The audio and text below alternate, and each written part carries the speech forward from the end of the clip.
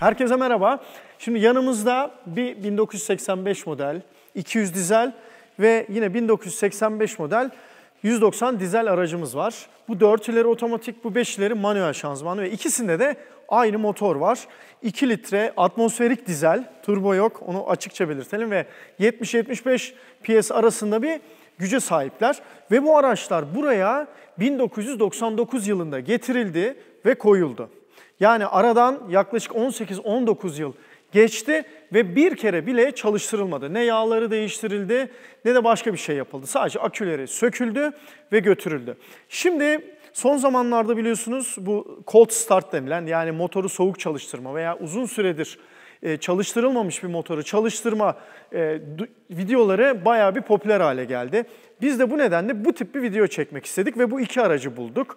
Şimdi bu araçları çalıştıracağız. Dediğimiz gibi 18-19 yıldır çalışmada, içerilerinde motorlarda ta o zamanlardan kalan yağları ve soğutma sıvıları duruyor. Bakalım bu motorlar nasıl çalışacak, rahat mı çalışacak, çalışmayacak mı? Hep beraber göreceğiz. Hadi bakalım şimdi işlemlerimize başlayalım.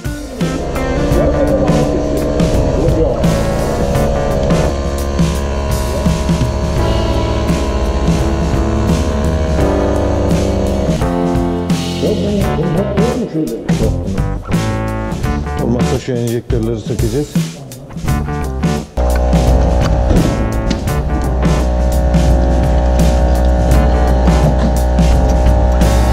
Kollar çürümüş hep.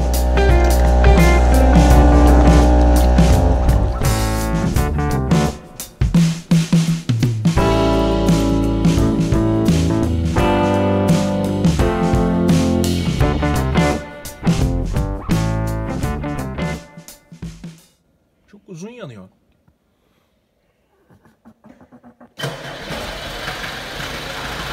Aa! Çalıştı araba. 19 sene sonra.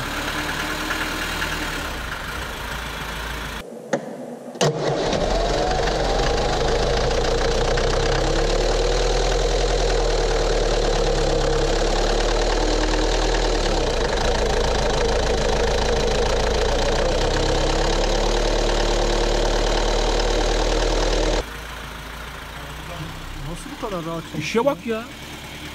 İnanılmaz bir şey.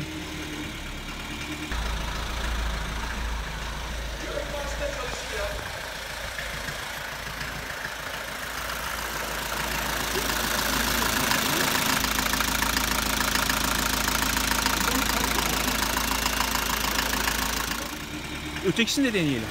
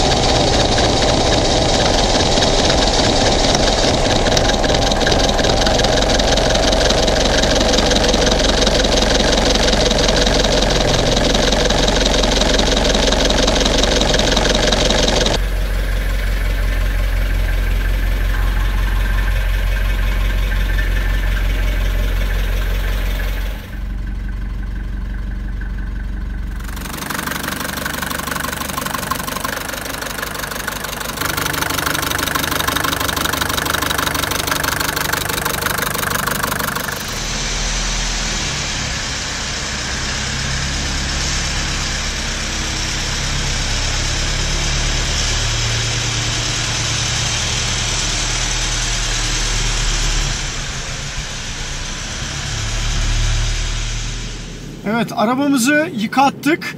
İlk halini biliyorsunuz. Tam 19 yıldır bu araç kapalı garajda bekliyordu ve üzerine güvercin pislikleri mi ararsınız, toz mu ararsınız? O yılların verdiği bütün kir üzerindeydi. Şimdi içi dışı temizlendi, pırıl pırıl oldu. Detaylı bir temizlik değil ama gayet de güzel oldu. Şimdi araçta bahsettik. 2 litrelik atmosferik dizel 70-75 PS gücünde bir motor var.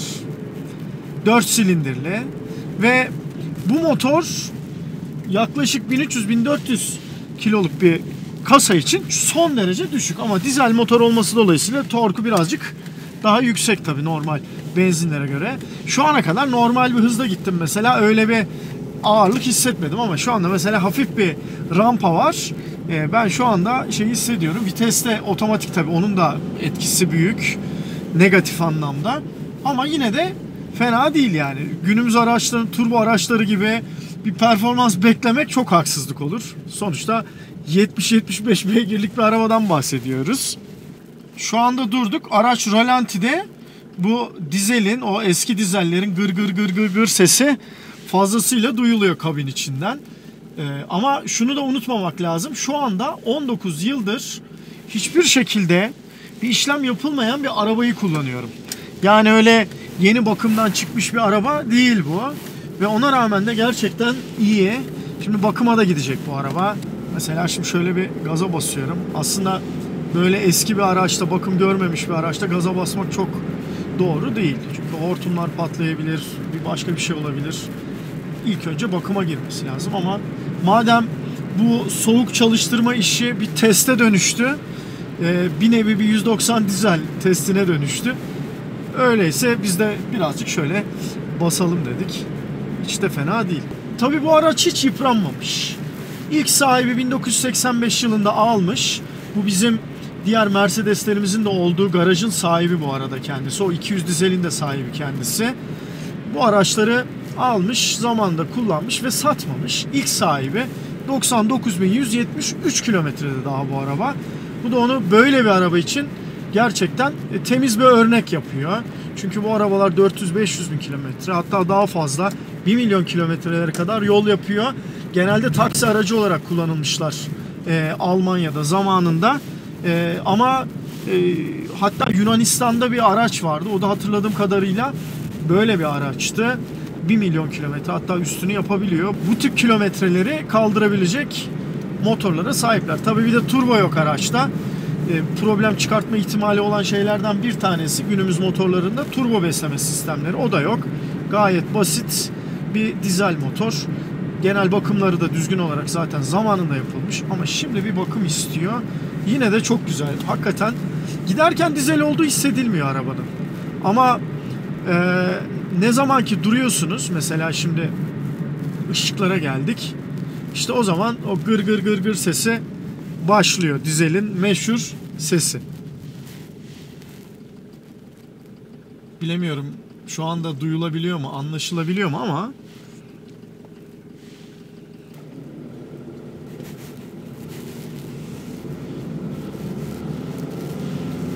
şimdi mesela hızlanıyoruz. Hiç de kötü değil. İnanılmaz. Gerçekten de, ve de bakımlar dediğimiz gibi yok. Ama araba baya gidiyor. Otomatik şanzımanımız da görevini güzel yapıyor. Değişimleri falan çok güzel. Çok kademeler gerçekten hissedilmeden geçiyor. Gerçekten zamanının hoş arabalarından bir tanesi olduğunu gösteriyor. Bu arada şunu da belirtmeden geçmemek lazım. Biz bu videoya nasıl başladık? Cold start olarak başladık. Yani soğuk bir iklimde motor çalıştırma, ki bizim motoru çalıştırdığımız sıcaklık yaklaşık olarak -1, -2 dereceydi. Öyle benzer videolardaki gibi -30, -40'da bir motor çalıştırmadık. Ama dediğimiz gibi bu araç 19 yıldır en ufak bir şekilde çalıştırılmamış. Ona rağmen tabii ön ısıtmanın da etkisiyle, ön ısıtma faaldi ve 8-10 kez ön ısıtma çalıştırıldı, kapatıldı. Isıtmaya tabi tutuldu ve 190 dizel ilk basmada çok rahat bir şekilde çalıştı. Sanki daha 2 saat önce bu aracı çalıştırmışçasına bir hızlı bir şekilde çalışma gerçekleşti. 200 dizelde o kadar fazla yapmadık ön ısıtmayı. Kızdırma bujisi diye de geçer. Onu 3-4 kere yaptık ve o biraz daha zorladı hatırlarsanız.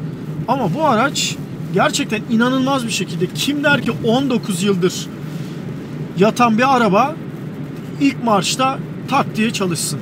Gerçekten pes. Ya, biz bu videoyu açıkçası böyle har motor zorlanır bilmem ne olur, aksiyon olur diye başladık. Ama böyle bir teste dönüştürdük. Çünkü motorun çalışmasında öyle bir önemli bir zaman olmadı. Bir sıkıntı olmadı. Şak diye çalıştı motor yani. O yüzden de böyle ilginç bir teste dönüştürmüş olduk. Mesela şu anda yokuş aşağı iniyoruz. 19 yıl yatmış bir araç, eski bir araç ve frenlerinde bizi tedirgin eden bir durumda yok. Şöyle içine de bakıyorum. Böyle çatlak birkaç tane yerinde var sadece. Genel olarak bu araçların kokpitinde yumuşak malzemeden yapıldığı için çatlaklar meydana gelir ama bizim aracımızda böyle bir şey yok. Düğmeleri falan pırıl pırıl duruyor. Tek kişi kullandı zaten. 0 kilometre olarak alınıp kullanıldığı için özel bir araç diyebiliriz. Şuralarında birazcık açılmalar falan var ama tabii artık o da zamanın verdiği sıkıntılar. Bu arada bu da full bir araç. Sunroof var. Manuel sunroof.